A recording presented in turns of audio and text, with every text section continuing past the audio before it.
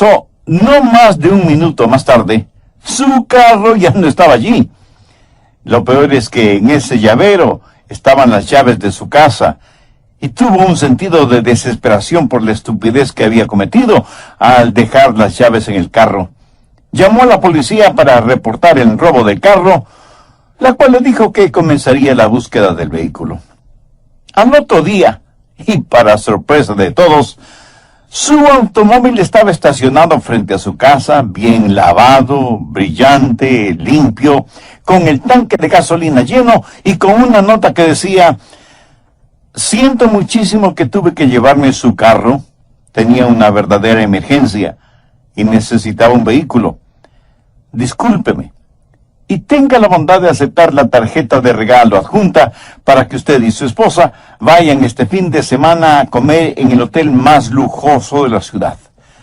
Nuevamente, perdone la molestia que le causé por haberme llevado su carro. Además, ya avisé a la policía que su carro ya ha sido encontrado, por lo tanto, no debe preocuparse de llamarles.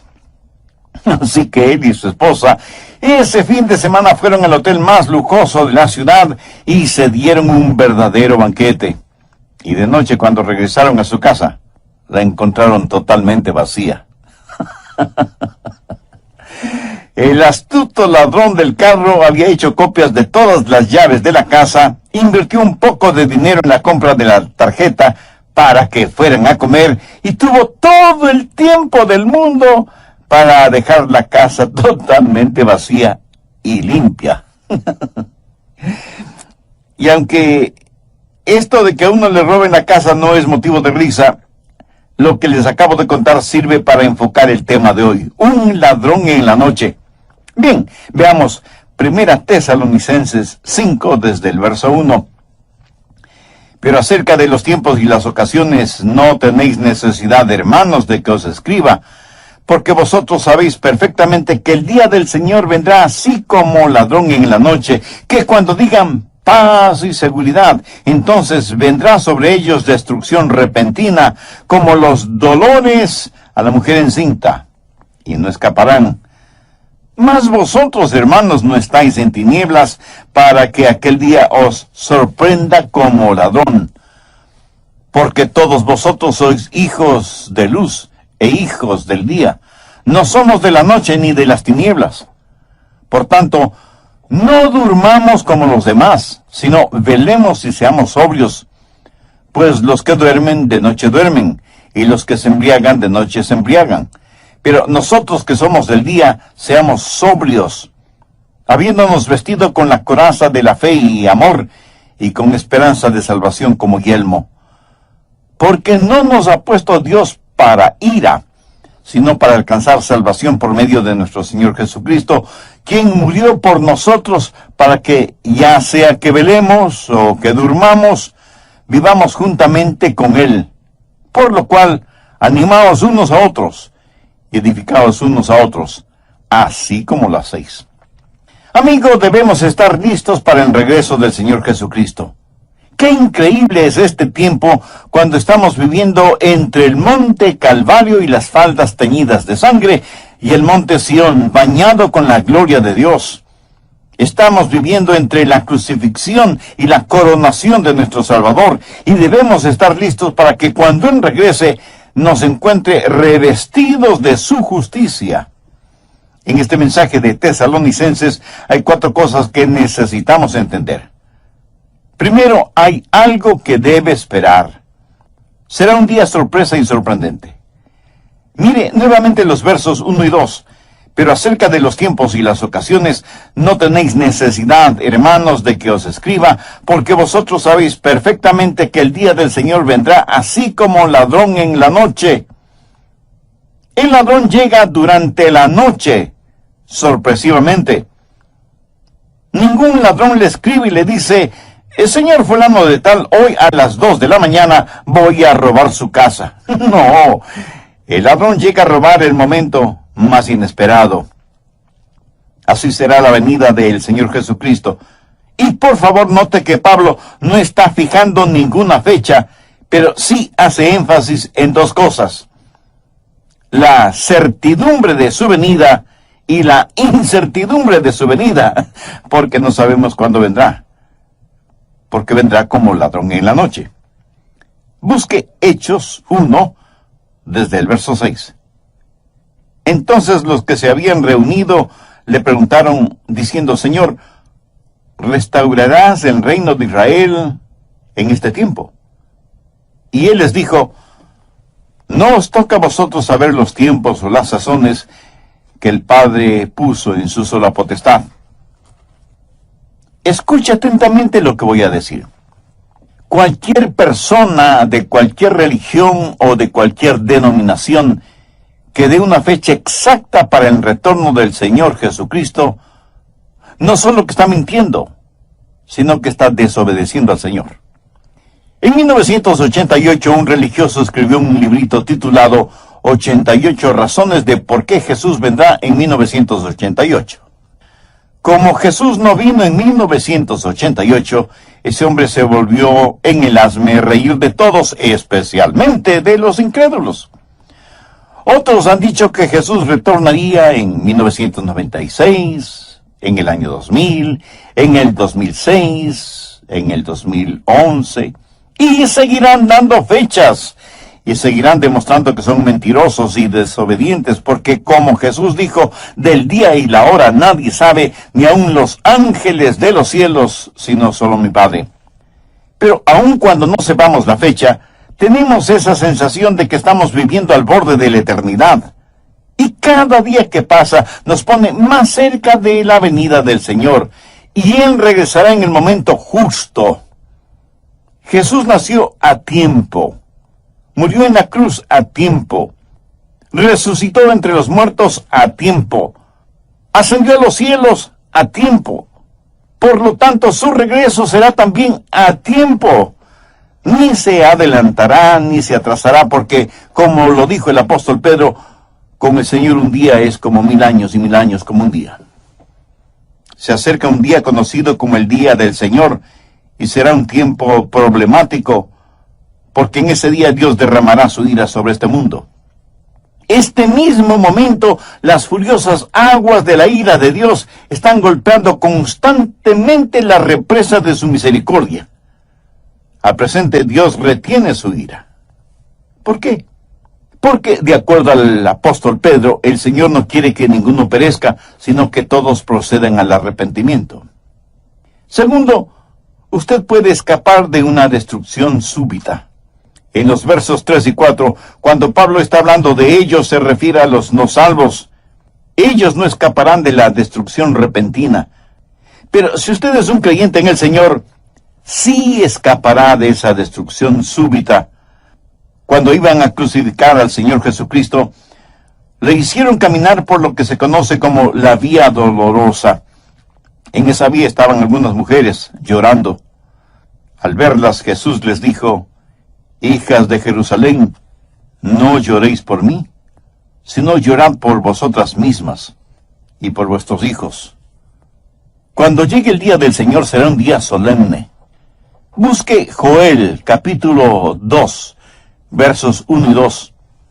Tocad trompeta en Sión y dad alarma en mi santo monte. Tiemblen todos los moradores de la tierra, porque viene el día de Jehová, porque está cercano. Día de tinieblas y de oscuridad, día de nube y de sombra. Como sobre los montes se extiende el alba, así vendrá un pueblo grande y fuerte.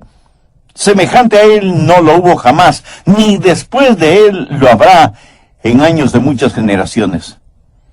Aquí está diciendo que el día del Señor será un día absolutamente distinto.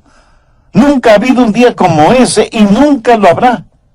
Pensemos en las limpiezas étnicas, en los terremotos, en los huracanes, en los tsunamis, en los tifones, en las inundaciones, en todas estas cosas, y sin embargo el día del Señor será totalmente distinto.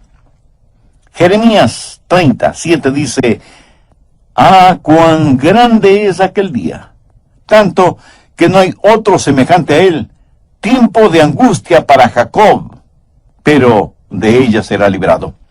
Recuerde que Jacob es el nombre para los judíos carnales, y Dios promete una liberación nacional para los judíos. Daniel también habla de ese día en el capítulo 12, verso 1. En aquel tiempo se levantará Miguel, el gran príncipe que está de parte de los hijos de tu pueblo, y será tiempo de angustia, cual nunca fue desde que hubo gente hasta entonces. Pero en aquel tiempo será libertado tu pueblo, todos los que se hallen escritos en el libro. Joel dice que no ha habido un día como ese día. Jeremías y Daniel dicen casi exactamente lo mismo. Y Jesús en Mateo 24:21 dijo, porque habrá entonces gran tribulación, cual no ha habido desde el principio del mundo hasta ahora, ni la habrá. Mi amigo, el día del Señor será un día solemne. Nunca ha habido ni nunca habrá un día como ese.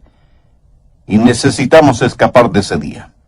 Apocalipsis 6 dice que los hombres se esconderán en cuevas y cavernas, y pedirán, rogarán a las montañas que caigan sobre ellos, diciendo, caed sobre nosotros y escondednos del rostro de aquel que está sentado sobre el trono, y de la ira del Cordero, porque el gran día de su ira ha llegado, ¿y quién podrá sostenerse en pie? El anticristo, quien estará gobernando el mundo en esa época, hará que Hitler parezca un Boy Scout a su lado. Será un día de destrucción súbita. Y aunque muchos consideran esta clase de mensajes exageradamente alarmantes, este mundo será sorprendido si es que no escucha y presta atención a la palabra de Dios, lo mismo que sucedió en los días de Noé.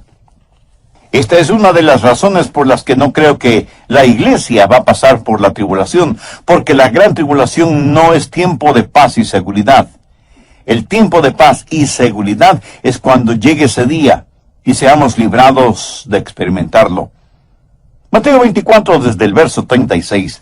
Jesús les hace conocer a sus discípulos que el día y la hora nadie lo sabe, ni siquiera los ángeles del cielo, sino únicamente su Padre. Pero note lo que dice en el verso 37. Mas como en los días de Noé, así será la venida del Hijo del Hombre. ¿Y cómo fueron los días de Noé? Verso 38. Porque como en los días antes del diluvio estaban comiendo y bebiendo, casándose y dando en casamiento, hasta el día en que Noé entró en el arca, y no entendieron hasta que vino el diluvio y se los llevó a todos.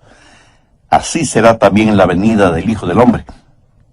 Quiere decir que todos estaban viviendo su vida rutinariamente. Matrimonios, fiestas, diversión, hacer dinero, tener más fiestas, inventarse nuevas diversiones, los días de Noé. Hasta que un día Dios le dijo a Noé y a su familia que entraran en el arca. Dios cerró la puerta del arca y abrió las cataratas del cielo y abrió las fuentes de los mares y vino el diluvio y fue demasiado tarde para todos los que estuvieron fuera del arca. El día del Señor será un día súbito y solemne. Ya me puedo imaginar un comité en los días de Noé. Noé ha estado predicando que Dios va a destruir el mundo por medio de un diluvio, y los que le escuchaban decidieron formar un comité para estudiar si lo que Noé predicaba era la verdad o no.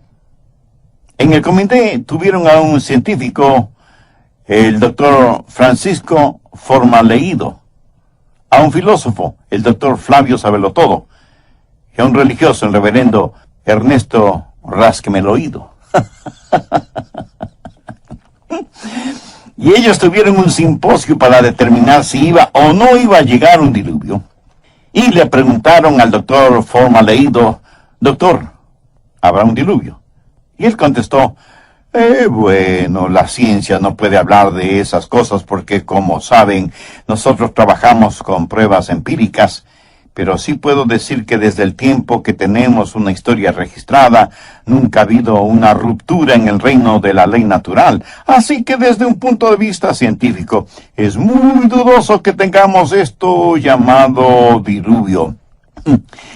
Con esta declaración del científico, la gente se sintió un poquito más tranquila. Entonces le preguntaron lo mismo al filósofo, el doctor Flavio Sabelotodo. Y él, cómodamente sentado y casi sonriendo paternalmente, responde, la filosofía tiene que ver con las áreas en donde la ciencia no tiene respuestas. Desde mi punto de vista filosófico, si es que hay un Dios, y si Dios creó este mundo y sus habitantes, sabe las debilidades y las proclividades de lo creado, porque esa es la forma en que Él lo creó.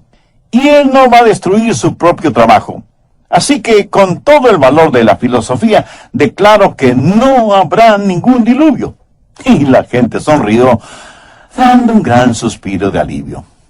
Ahora tenía que contestar la pregunta el reverendo Ernesto Rásqueme el oído. Reverendo, usted ha estado en el seminario y ha estudiado mucho, y en instituciones de educación teológica a nivel doctoral. Díganos, ¿habrá un diluvio? Él no es tan desapasionado como el científico o el filósofo.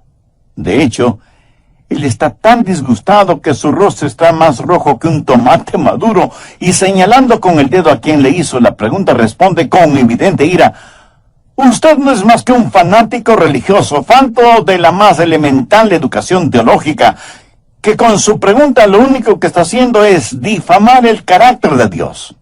Es que no sabe que Dios es amor. Señoras y señores, si es que Noé ha escuchado o ha oído algo sobre un diluvio, declaro enfáticamente que no será agua literal. Como en los días de Noé, así será la venida del Hijo del Hombre. Primera Tesalonicenses 5:3. Porque cuando digan paz y seguridad, entonces vendrá sobre ellos destrucción repentina como los dolores de la mujer encinta. Así que, primero, debemos esperar ese día sorpresivo. Segundo, debemos escapar de la destrucción súbita. ¿Qué de usted, amigo oyente? ¿Ansía la venida del Señor o teme la venida del Señor? Si usted aún no tiene una relación personal con Dios por medio de su Hijo, el Señor Jesucristo, este es el momento de tenerla. En el programa anterior dije que debemos estar listos para el regreso del Señor Jesucristo. ¡Qué increíble es este tiempo cuando estamos viviendo entre el monte Calvario y las faldas teñidas de sangre, y el monte Sión bañado con la gloria de Dios! Estamos viviendo entre la crucifixión y la coronación de nuestro Salvador, y debemos estar listos para que cuando Él regrese nos encuentre revestidos de su justicia. Y teniendo como base bíblica Primera Tesalonicenses 5, los versos del 1 al 11, mencioné que hay 4 cosas que necesitamos entender. Primero, que hay algo que debemos esperar. Los versos 1 y 2 dicen: pero acerca de los tiempos y las ocasiones, no tenéis necesidad, hermanos, de que os escriba, porque vosotros sabéis perfectamente que el día del Señor vendrá como ladrón en la noche. Segundo, que usted puede escapar de una destrucción súbita.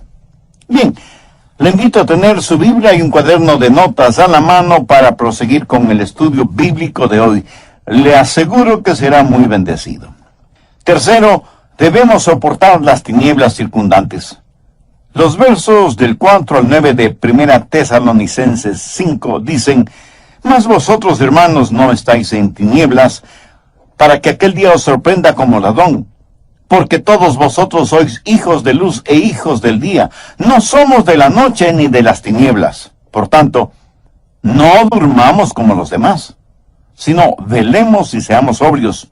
Pues los que duermen de noche duermen, y los que se embriagan de noche se embriagan. Pero nosotros que somos del día, seamos sobrios, habiéndonos vestido con la coraza de la fe y de amor, y con la esperanza de salvación como yelmo, porque no nos ha puesto Dios para ira. Debemos soportar las tinieblas que nos rodean.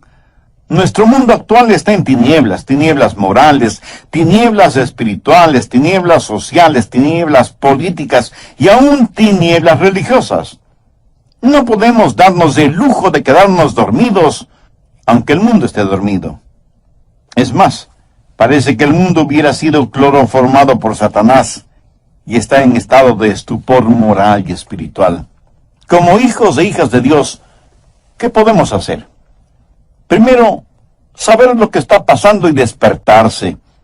Mire lo que dice el verso 5, porque todos vosotros sois hijos de luz e hijos del día, no somos de la noche ni de las tinieblas. Nosotros los creyentes somos los únicos en el mundo que sabemos o que debemos saber el sentido de todo lo que está pasando. Debemos estar conscientes de las cosas. Por eso predico mensajes como este. Tal vez no veamos un nuevo año, o un nuevo mes, o una nueva semana, o un nuevo día, porque Jesús puede venir en cualquier momento. Y alguien me dirá, pero pastor, si todas las cosas están tan bien. Precisamente ese es mi punto. Cuando digan paz y seguridad, entonces vendrá sobre ellos destrucción repentina. Segundo, no es tiempo de dormir, sino de velar y estar sobrios. Veamos los versos 6 y 7.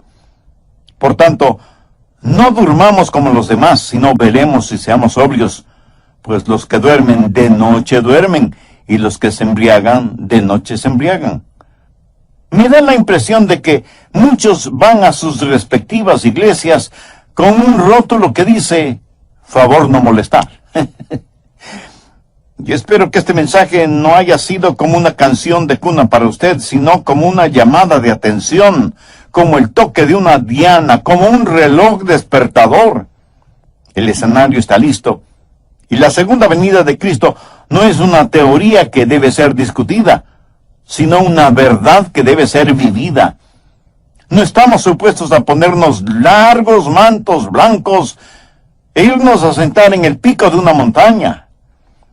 Jesús dijo que debíamos estar ocupados hasta cuando Él regrese. Pero, ¿qué significa estar ocupados?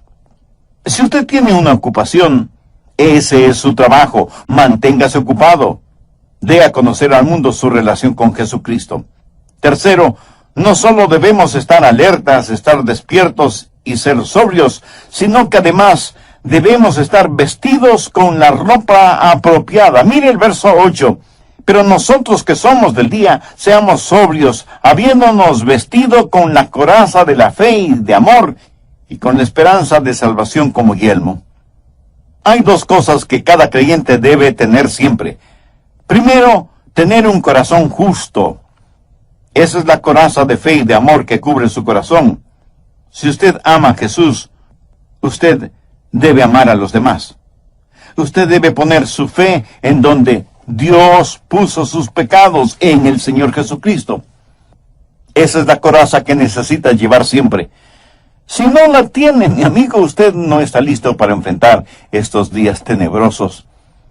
Y no solo tener un corazón justo, sino también una cabeza bien protegida, con el yelmo o casco de la salvación. Miremos la segunda parte del verso 8. Habiéndonos vestido con la coraza de fe y amor, y con la esperanza de salvación como yelmo. ¿Qué significa la esperanza de salvación? ¿Quiere decir que espero ser salvo? No, no significa eso. Usted no debe tener un espero salvarme, sino que debe estar seguro de su salvación. Usted debe poseer un sé que soy salvo, porque la Biblia usa la palabra esperanza de una manera diferente a como nosotros la usamos. En la Biblia, esperanza significa una certeza absoluta basada en la palabra de Dios. Por ejemplo, a la segunda venida del Señor se la conoce como la bendita esperanza. Usted debe tener un corazón cubierto con fe y amor y tener el yelmo de la absoluta certeza de su salvación. Usted necesita estar absolutamente seguro de su salvación, estar sobrio, estar alerta, estar preparado. Cuarto, experimentaremos una liberación segura. Primera Tesalonicenses 5:9. Pero no nos ha puesto Dios para ira, sino para alcanzar salvación por medio de nuestro Señor Jesucristo. Aquí la palabra salvación significa libertad o liberación. Libertad por medio de nuestro Señor Jesucristo. ¿Y para qué tenemos esa libertad? Veamos el verso 11. Por lo cual, animaos unos a otros y edificaos unos a otros, así como lo hacéis. El hecho de que Jesús puede venir en cualquier momento debe servir para consolarnos y para edificarnos mutuamente. Ahora, permítame decir por qué creo que la iglesia será arrebatada antes de la gran tribulación. 3 razones que las encontramos en el texto bíblico: explicación, expectación y edificación. Explicación, en el verso 9, ¿cómo lo explica Pablo? porque no nos ha puesto Dios para ira. Recuerde que la gran tribulación es el gran día de su ira. Dios disciplina a sus hijos, pero nunca derrama sobre ellos su ira. La ira de Dios será para los inconversos, aquellos que han negado o han rechazado o se han burlado del Señor Jesucristo y de su obra en la cruz. Busque 1 Tesalonicenses 1, 9 y 10.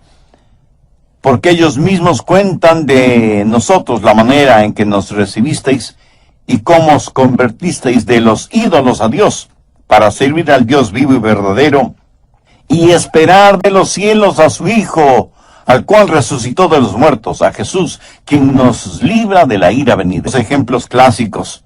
Hemos hablado de los días de Noé, y cómo el diluvio no se hizo realidad, sino hasta después de que Noé y su familia estuvieron seguros en el arca. El otro ejemplo tiene que ver con Lot. Veamos Lucas 17, los versos del 28 al 30. Asimismo, como sucedió en los días de Lot, comían, bebían, compraban, vendían, plantaban, edificaban.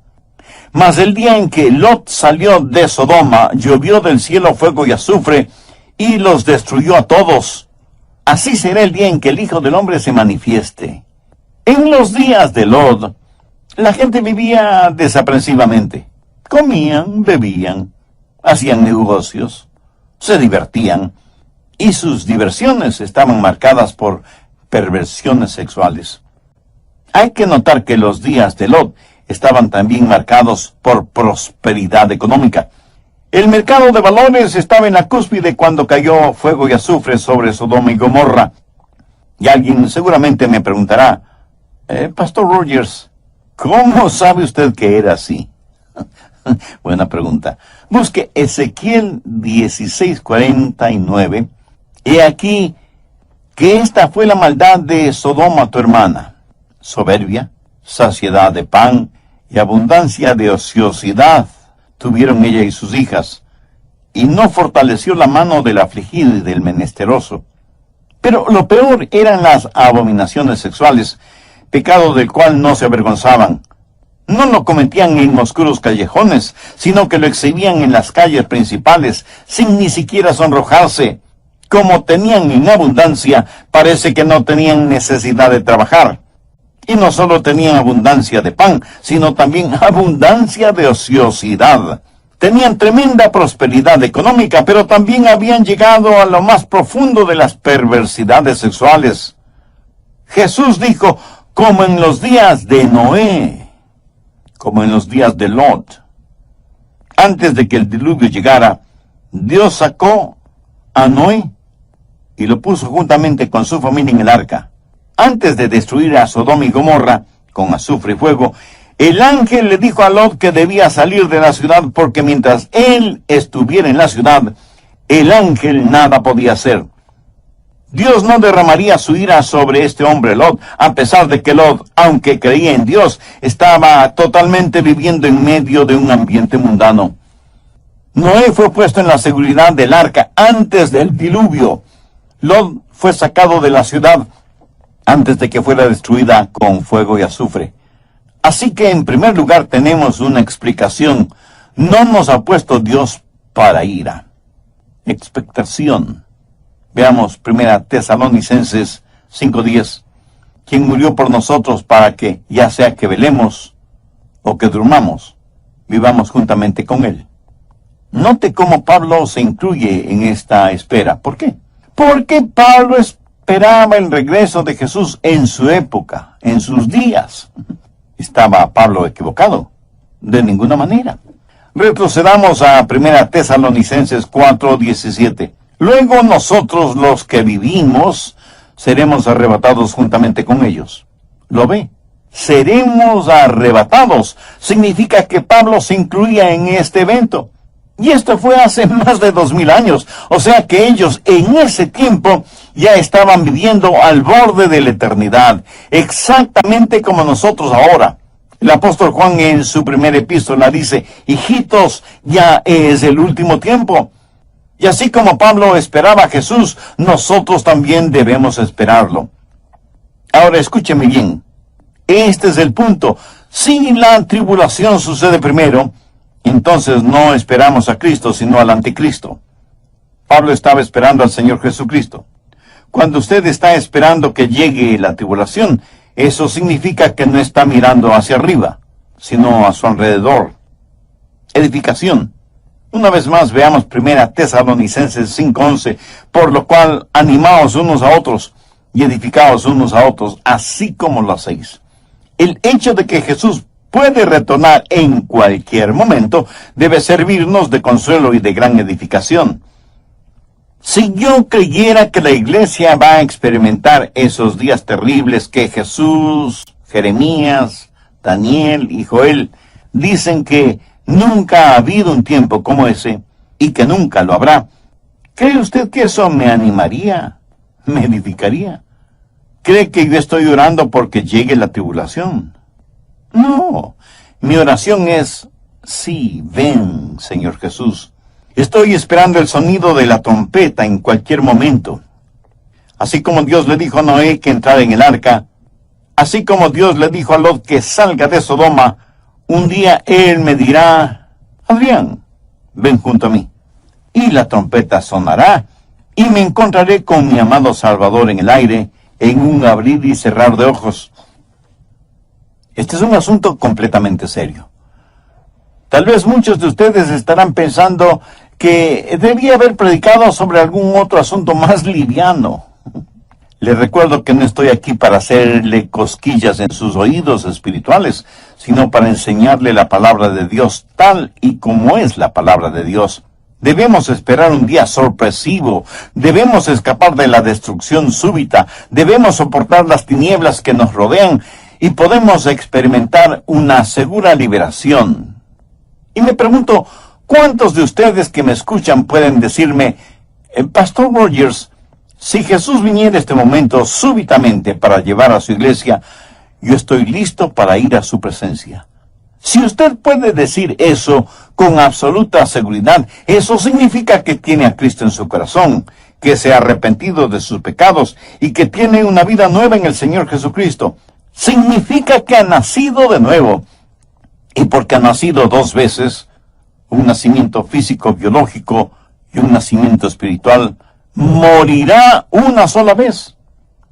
Usted y yo pertenecemos a la familia de Dios, y es mi hermana o mi hermano en el incomparable amor del Señor Jesucristo. Pero si usted no ha nacido de nuevo, le tengo muy buenas noticias.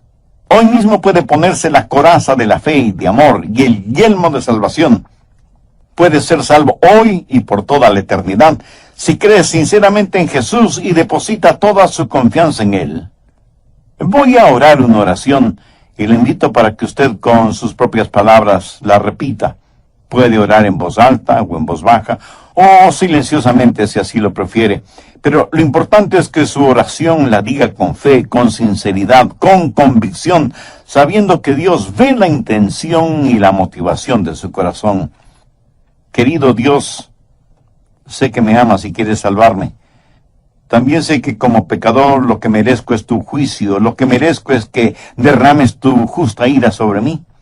Pero vengo a implorar tu gracia y tu misericordia en los méritos de tu amado Hijo Jesucristo, quien entregó su vida en la cruz para salvarme. Señor Jesús, tu promesa es que si creo en ti me salvarás.